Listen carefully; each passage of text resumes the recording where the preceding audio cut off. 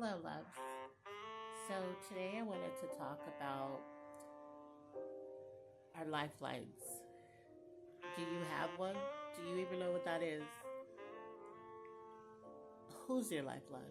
If you were to look at everybody around you, who could you really say that you could go to if all else fails in life? My lifeline was my parents. And when my real father died, my lifeline became my mom. Well, she was always my lifeline too, but she was really the focus. And you start to understand that. I was thinking about this today, and I was thinking about when the matriarchs of your family pass on, that hedge of protection leaves. Because usually it's that praying mother and that praying grandmother that kept you safe during a lot of things that you did in life that maybe you shouldn't have been doing. And just in my own life, I think about my mother, how much she prayed, how much my grandmother prayed. My grandpa was a praying guy, you know. My dad was Native American. He wasn't really, he believed in the power of prayer and, a higher being, but he wasn't religious. He he just leaned more towards, the good in people and spiritual energy and nature, that kind of thing. And so I have the best of both worlds when it comes to that because I understand the power of both. And I want you to think about your lifelines because as this world gets more and more evil, as you can see, more and more with all of the disasters that are happening, your lifeline is going to be important. And maybe your lifeline is going to be just you. So you're going to have to start preparing for that. And I don't mean if you're married or you have a spouse or you're in a relationship or whatever, that person is not your lifeline. That's not what I'm saying. And I know that if you believe in a higher power, you believe in God, you believe in Allah, or whoever it is that's a higher being that you believe is the source of all the good things in your life. I'm not talking about that because that's always going to be there for you to tap into. I'm talking about a physical being that can help you here on earth. Over the course of, I don't know, maybe the past couple of months, I'm starting to see my lifelines fade. Like, they're not as solid as the ones that I had before my grandmother passed. And even if you have family, even if you come from a big family, do they show up for you? Because if they do, that's amazing. And you should always be thankful and grateful for that. But what about when you really need somebody? Does your family show up? Because there are more people that's going to tell you they don't than the ones who have that gem of a family that does. And that's a harsh reality for us because, you don't want to be like, well, it's just me and I do have a family, but they're not there for me. But that's a lot of people's reality. And this is why when I see people, myself included, you meet these people and they become family to you. And sometimes your family will get upset about that because it's like, that's not your cousin, But these people can tend to be more of a family member than the bloodline that you were born to. And that's just the truth.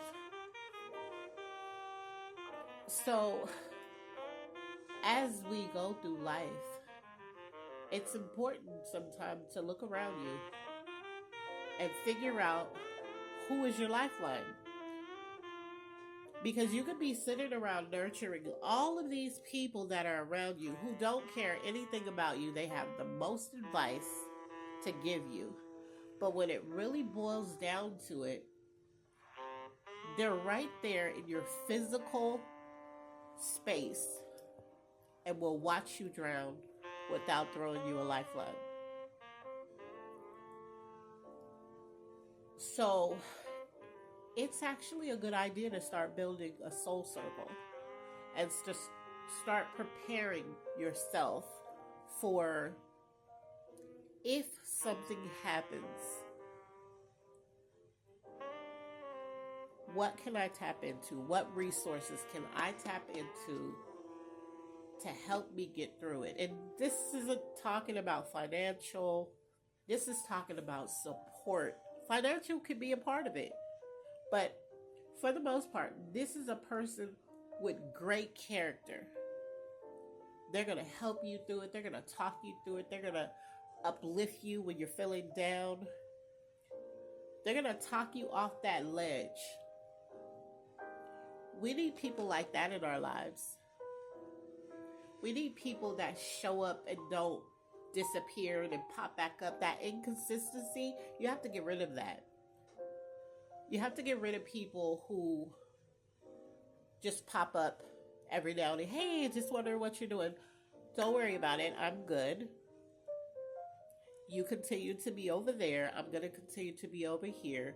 No malice or anger in your heart, though, because that's not necessary. But it's just you want consistent people in your life. And this isn't those friends, because you can have friends that you don't talk to for forever. But when you talk, it's like time never left. That's a real thing. I have friends like that. When we talk, it's like we just seen each other yesterday. But those are my soul connections that will just always be until they're not. But your lifeline are people that are physically around you. Who is showing up for you? Who is showing up for you when you're down? Who's showing up for you when something's wrong and you're not saying it, but they can see it? Who's showing up for you when you just need to talk or you just need to vent? Who's that person that's showing up? And they're not making you feel bad about where you're venting about or what you're talking about. They're not judging you. They're not doing any of that. They're listening. They're that ear. They're that support that's like, it's going to be okay, friend. Or it's going to be okay, babe. That person that's lifting you up, that person that's trying their best to make sure that you're good, because when you're not good, they're not okay. If you have people in your circle and you're not good and they're walking around like la la la la la without even checking on you, without even making sure, hey, are you okay? And they don't have to, because people get this confused too. We want people to just be all, are you okay? Like every 5 minutes you're sad. Not you, because you want attention. I'm not talking about those kind of people. But I'm talking about people who are usually strong. You see them and you know that they're pretty strong. But for some reason today you looked at them and you're like, okay, he's not okay. Or she's not okay. Let me check on you. Let me see what's going on. How you feeling? And you let them know by your actions, not your words, that I got you. Like, we're going to figure this out. Let's put our thoughts together. Let's try to figure out how we can make this more comfortable for you, or how we can help you get over this hump. And then when they go through their thing, you try to help them figure out the same thing. Those are the lifelines that you need. My mother was way in California, and I've been in Ohio for 20 years. But my mother would call me every single day. Or she would reach out when she knew I was sad, and she would sing to me. She had a beautiful voice. And that's where I get my voice from when I sing. And she would just, as soon as I say hello, she would sing this song called I Won't Complain.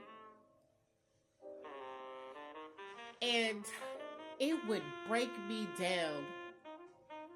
And then when she was done, I'd be like, Mom, how did you know I was going through something? And she would be like, I know when my kids are not okay. But it's because she was a praying mother, because she loved us so much. She was connected to us in such a way where she knew when to call and how to pick you back up. And when she died and when my grandmother died, that hedge of protection over my family left and people started dying. And I don't think people started realizing in my family about that. And maybe in your family it's different. People started getting depressed. The family stopped being together, like doing things together. Because you will always know who the glue is in your family. Because when God takes them away, the adhesive starts to become detached from things it was glued to. So this is really the time to start figuring out who your lifeline is. And maybe the lifelines that you had before are no longer. And I don't mean that they passed on, but maybe that just ended because you're going in a different direction in your life, or you're trying to figure out, something in your life that maybe they can't help you figure out anymore. Or maybe they just stopped. You have to get to a point where you appreciate the time that you had this lifeline and not be upset about it or be mad or just, oh, they're acting funny. Maybe they have went to the extent of the season that they were supposed to be with you. And now it's time for you to figure out your lifeline again. But what's important is that you don't just completely give up on yourself. Just because maybe you're looking around right now and you're like, I don't have one. Now that you say that, I'm thinking and I'm like, I don't have anybody. And you probably do. Because what I noticed is that the moment that I go through something traumatic or go through something where I just can't figure it out, it's always a stranger that pops up out of nowhere for me. Or somebody I least expect, and they're like, hey, Stacy, if you need this, I got you. And they mean it. They're not just saying it, but they actually show up or text me or call and be like, hey, did you need this? And I'm like shocked, like, wow. We're not even close. I didn't even know that, So I really want you to focus on figuring out who your lifelines are. Figuring out who's in your life that solely wants nothing from you but want you to be good. They just want you to be okay. They just love you that much that they pray for you and you don't even know it. That they want you to win, where the least little thing you do, they celebrate it. Because that's something we've gotten out of too. We don't celebrate people anymore. We don't tell people how proud we are of the little things that they do. We're so focused on telling people about all of the negative things that they're doing in their lives, and this is why this happened to them, and this is why they're going through this, and this is their flaws, and this is their shortcomings. But what are we boosting up in people? What are we building up in people? Everything's so superficial. And that's just like, after a while, the superficial just starts to become boring. At least to me. Like, I want substance in the people that I deal with. I want substance in the people that I love and that love me back. I don't, I want action. And so I think that we have got to really get to a place where we really start loving on people more and start building people up. If you see something that they're doing, and I understand we're all busy with life. We all have our own things going on, and I get that. But it only takes a second to support somebody. Even if you can't support them financially in the endeavor that they're doing, you could, hey, reach out, type something. Hey, great job. I'm proud of you. Just something where it's supportive, that it gives them the momentum to keep going.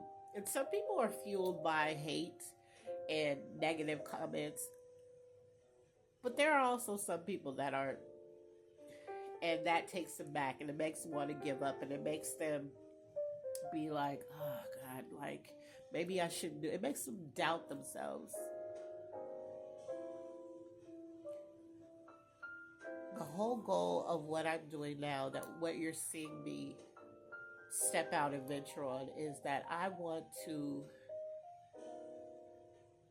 be a support system to whoever I can, wherever I can. And I want to encourage people. I want to uplift you. I want to make sure that you're good mentally. I want to make sure your heart is good. I want to make sure that not just the people around me, but just people, period. Like, I want to make sure that we're checking on people. Like, it's so easy to think that everybody is strong, and stop trying to be strong all the time. Nobody's strong all the time. You are holding in a bunch of feelings that are going to start manifesting in your life through your health. So you're going to have to start facing problems. You're going to have to start dealing with it. You're going to have to start healing. And if you don't know how to do that, ask someone. Get therapy. It's okay to go through therapy. But today, I want you to take a moment whenever you get a chance, and I want you to look around your life and figure out who your lifelines are. And if you have them, and you know that you have them, you know that they show up consistently in your life, I want you to love on them a little bit harder. Because just like they're showing up for you, you need to show up for them. I want to say Tim. I'm Chad Black. All right.